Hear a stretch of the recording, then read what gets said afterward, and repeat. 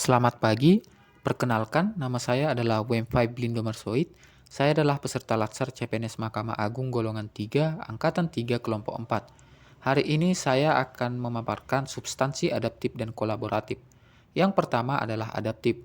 Adaptasi adalah suatu proses yang menempatkan manusia yang berupaya mencapai tujuan atau kebutuhan untuk menghadapi lingkungan dan kondisi sosial yang berubah agar tetap dapat bertahan hidup.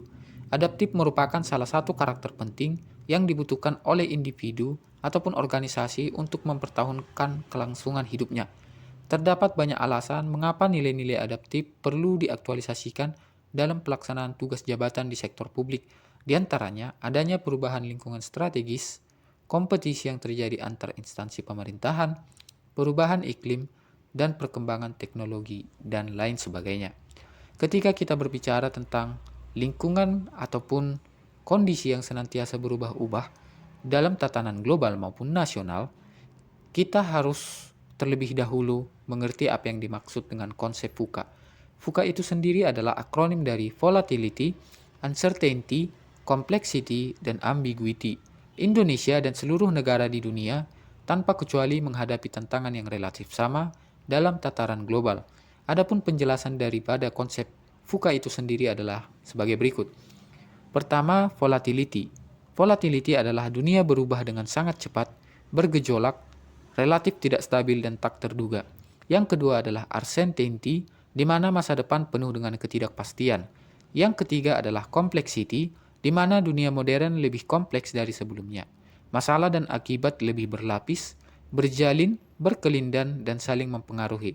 Dan yang terakhir adalah ambiguity, di mana lingkungan semakin membingungkan, tidak jelas, dan sulit dipahami. Untuk memastikan agar organisasi mampu memiliki pengetahuan yang mutakhir dan mampu menghadapi dinamika VUCA, maka organisasi dituntut untuk memiliki 5 disiplin, yaitu yang pertama, pegawai harus terus mengasah pengetahuan hingga menjadi ke tingkat yang lebih mahir. Yang kedua, pegawai harus terus berkomunikasi hingga memiliki persepsi yang sama terhadap visi atau cita yang akan dicapai bersama. Yang ketiga, pegawai memiliki mental model yang mencerminkan realitas organisasi yang ingin diwujudkan. Yang keempat, pegawai perlu selalu bersinergis ataupun bekerja sama dalam melaksanakan kegiatan-kegiatan yang tujuannya adalah mewujudkan visi. Yang kelima, pegawai harus selalu berpikir secara sistemik, kritis, tidak menggunakan kacamata kuda, atau bermental silo.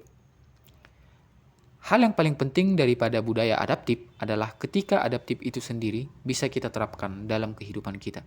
Adapun penerapan budaya adaptif dapat kita lakukan dengan cara sebagai berikut. Yang pertama adalah dapat mengantisipasi dan beradaptasi dengan perubahan lingkungan. Yang kedua, memanfaatkan peluang yang berubah-ubah.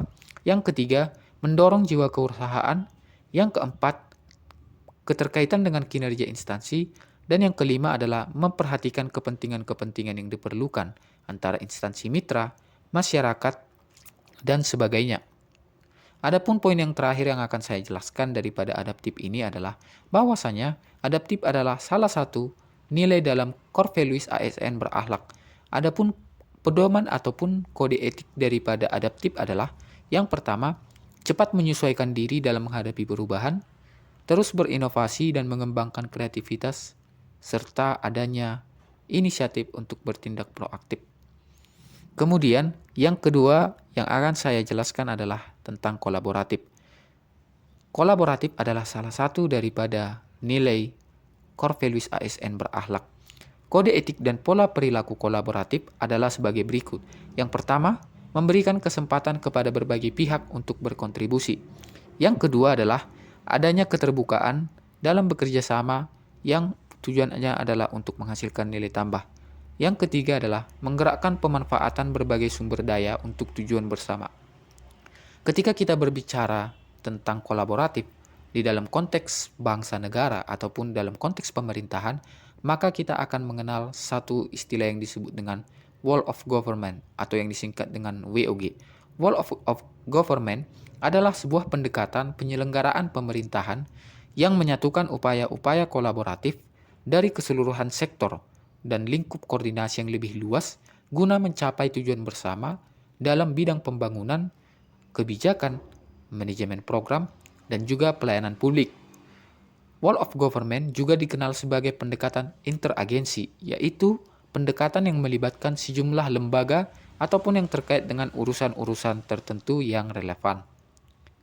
Adapun pengaturan tentang wall of government secara sederhana dapat kita artikan ataupun dapat kita temukan dalam pasal 34 ayat 4 Undang-Undang Nomor 30 Tahun 2014 tentang administrasi pemerintahan.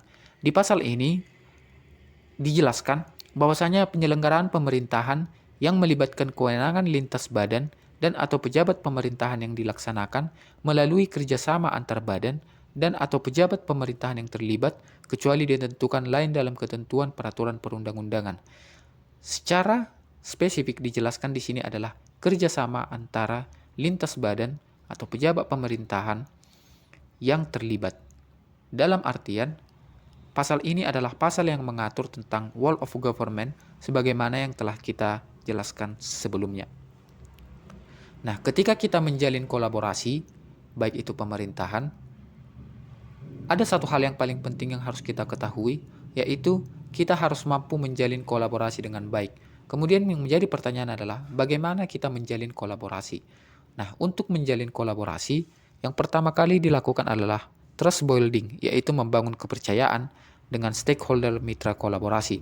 Yang kemudian dalam bentuk face-to-face dialog, yaitu melakukan negosiasi dengan baik dan bersungguh-sungguh. Yang ketiga, komitmen terhadap proses.